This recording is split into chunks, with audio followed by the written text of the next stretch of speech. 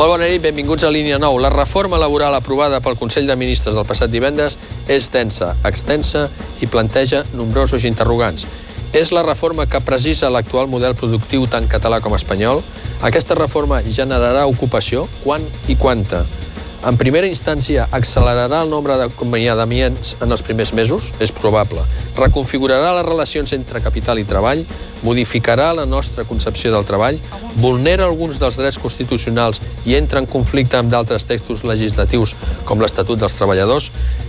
I encara, serà el tret de sortida per accelerar el desenvolupament econòmic? Què hi diuen els partits polítics catalans? Preguntes que procurarem que a partir d'ara quedin contestades en part amb els nostres visitants d'avui.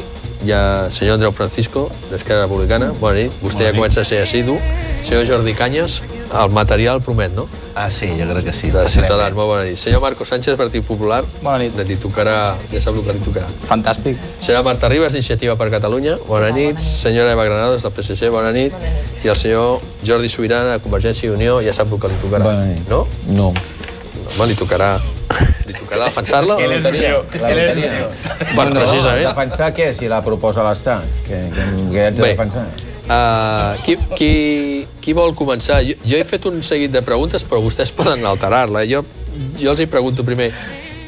Realment és la reforma que precisa l'actual model productiu, tant a Catalunya com a Espanya? És aquesta la reforma que cal en l'actual model productiu?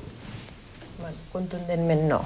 No és el que necessita el nostre model productiu. Jo crec que aquesta reforma laboral el que farà és portar més atur, i no és que ho digui el Partit dels Socialistes, és que ho han dit els ministres del govern, que és evident que és una reforma que no generarà ocupació, carregar-se aquest equilibri, carregar-se aquestes negociacions i anar a l'autoritat vertical de l'empresari. A ver, yo, antes de entrar en la reforma, deberíamos reflexionar acerca de cuál ha sido el papel de los agentes sociales, llamados agentes sociales, con una representatividad muy limitada. Recordemos que los sindicatos tienen una representación del 8%. Y yo, sinceramente, no conozco a ningún empresario que esté ni en la PIMEC, ni en Fomento, ni en la COE. Es decir, ese 90% de empresas de este país, la mayoría... ni en Fomento, ni en PIMEC, en ningún sitio. No, es que la mayoría de la gente va por libre. Es decir, la representatividad de los actores sociales, no es que la ponga en cuestión, lo que quiero ponerla es donde le corresponde. Entonces, después de eso, que creo que debería haber una reflexión acerca de cómo podemos hacer que los sindicatos realmente representen al conjunto de trabajadores, de cómo fomentar la afiliación sindical, de la necesaria... Los sindicatos son necesarios, pero sería necesario también, imprescindible, que fueran realmente representativos, a través de la participación y de la sindicación.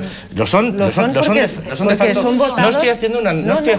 Son votados en las empresas. No estoy haciendo una crítica. Mira, a mí me gustaría vivir en un país como en Alemania, donde los trabajadores están mayoritariamente sindicados. Por lo tanto, cuando los sindicatos hablan de los trabajadores, hablan de los trabajadores.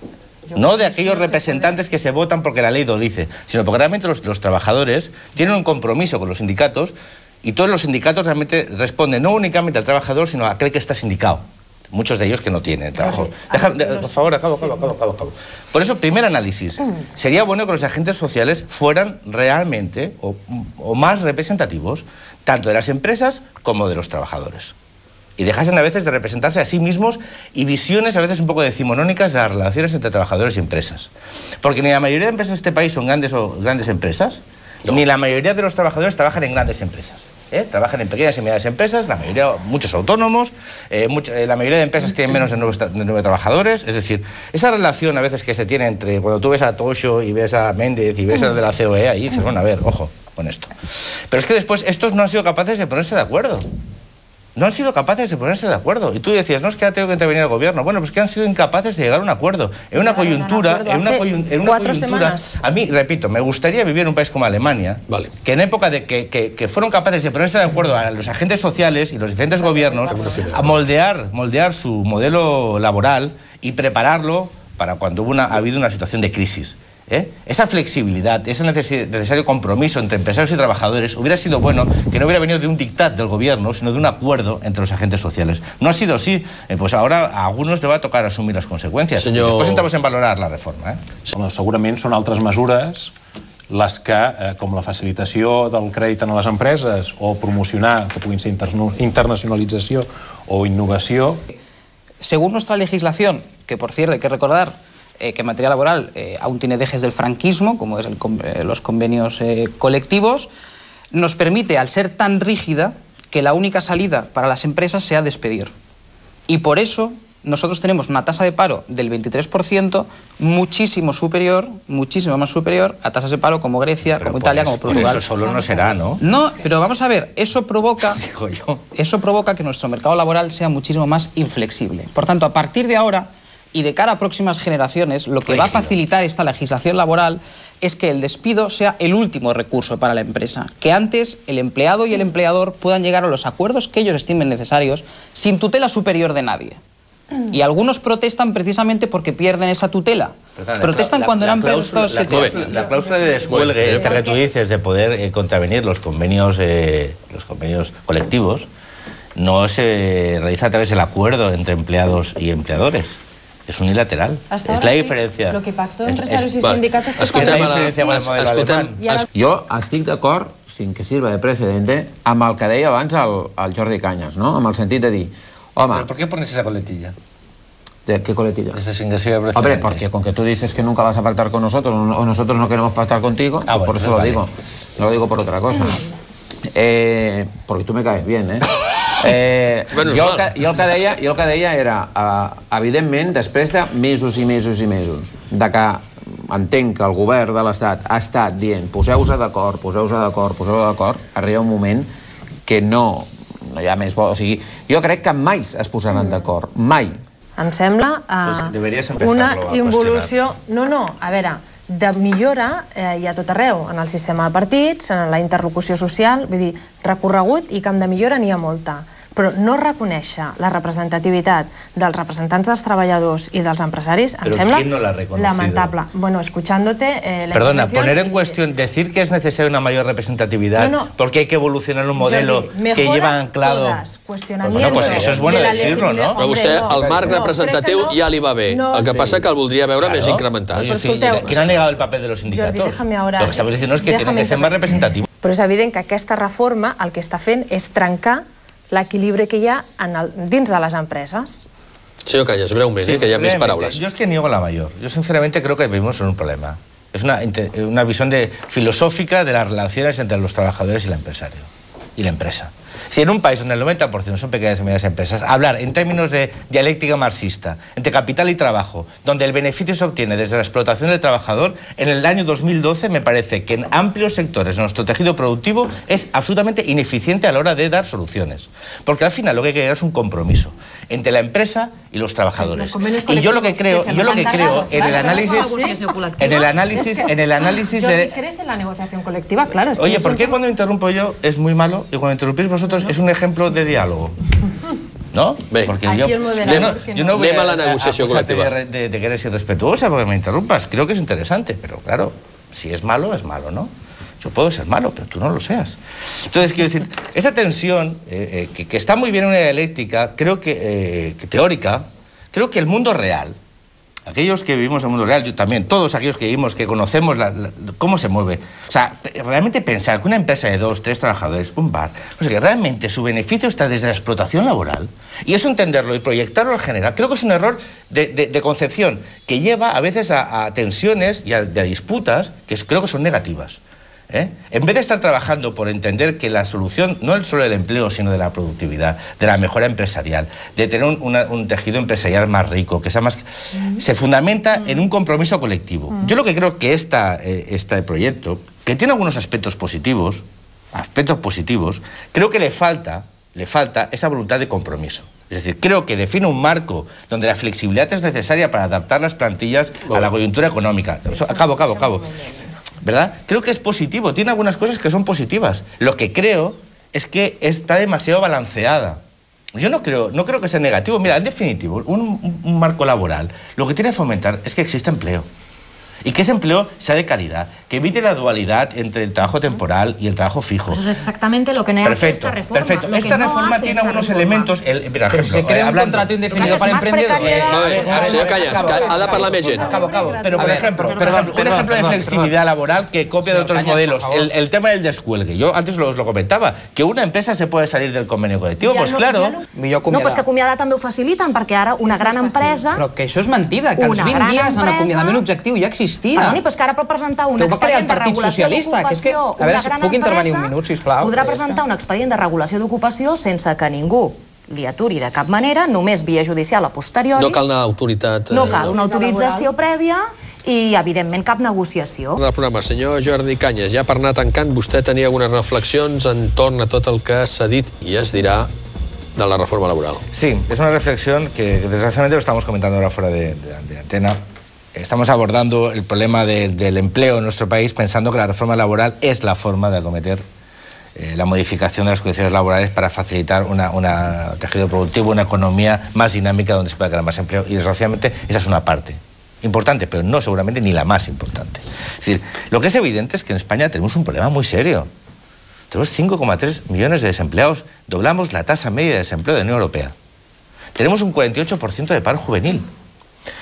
Yo no sé qué hay que hacer ante esto, pero la parálisis no parece que sea la solución. Y parece que la regulación de nuestro mercado laboral no parece la más eficiente. No lo parece, simplemente porque el resultado que da es claramente negativo. Yo repito, el principal derecho de un ciudadano es poder acceder a un trabajo. Tener un país cuyo tejido productivo sea capaz de generar empleo. Y que ese empleo, pues lógicamente, sea un empleo a veces de calidad, remunerado, donde uno no tenga el miedo permanente a perder su empleo porque vive contratos de 3 meses en 3 meses, es decir, facilitar unos trabajos fijos, facilitar la movilidad laboral. Y como tú bien decías también fuera de antena, esto supone un cambio cultural. La pregunta ¿es el cambio cultural en las relaciones laborales en este país? Pues esto es lo que habrá que acabar de analizar. En algunos aspectos yo considero que sí, va en la buena dirección y en otros no.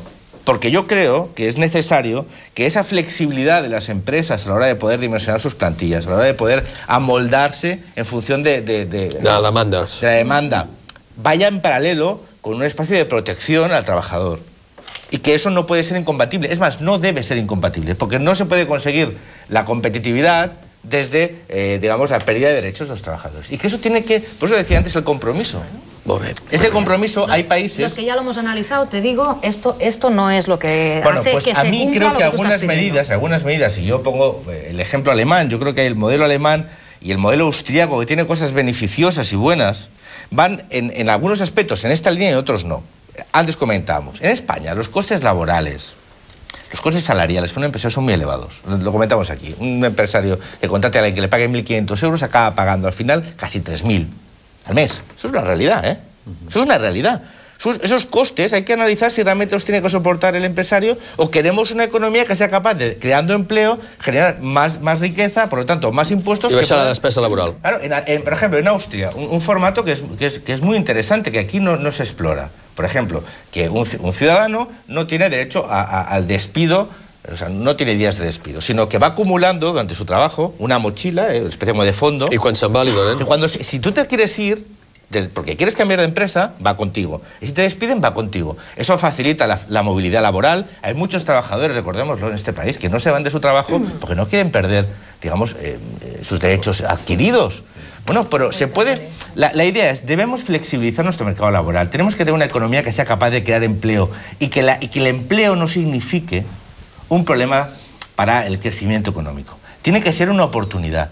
Es decir, a veces cuando hablamos de los empresarios, yo creo que la mayoría de empresarios quieren tener a los trabajadores bien remunerados, claro, porque en una economía que tenemos que salir del trabajo, digamos, de poco valor añadido, tener trabajadores comprometidos, es decir, bien remunerados, con beneficios sociales, con beneficios empresariales, hace una empresa más capaz de enfrentarse a los retos de hoy en día. Es decir, es que tenemos que salir, y creo que es necesario que todos, también empresarios, también sindicatos, también los partidos políticos, seamos capaces de salir de ciertas visiones que yo creo que están un poco trasnochadas porque la realidad las ha hecho... Se han superado. Yo creo que sería bueno, pero cuando yo hablo del consenso y acabo, y del pacto, no quiero llegar a... No quiero volver a hablar de esos consensos donde todo el mundo al final quiere conseguir una parte de lo suyo, sino que reflexionemos realmente qué pasa en nuestro país, que algo no funciona, que no va, porque tenemos un desempleo que es absolutamente estratosférico, como lo comentamos, dramático. 5 millones de personas, hay más de 1 millón de familias que tienen todos sus miembros en desempleo. Por lo tanto, reflexionemos entre todos. Y si esto es un punto de partida, a mí lo que me gustaría es que estos reales decretos tienen la oportunidad de llegar a acuerdos y ojalá sindicatos y patronales y el resto de fuerzas políticas sean capaces de poner en valor lo positivo que tiene esta reforma y mitigar aquello que creo que va en la dirección. Molt bé, senyor Francisco, senyor Cañas, senyor Marcos Sánchez, senyora Marta Ribas, senyora Eva Granados, senyor Gerard Danuy, jo ho sento, vostès, perdoni, Jordi Sobirana, Gerard Danuy també és un gran tertulià. I s'han menjat el temps, ho sento, i suposo que donava per més, però això dona pel que dona i marxem. Marxem amb els Amics de les Arts i a vostè els agraïm la seva atenció. Tornem dimarts que ve. On els indicadors de profunditat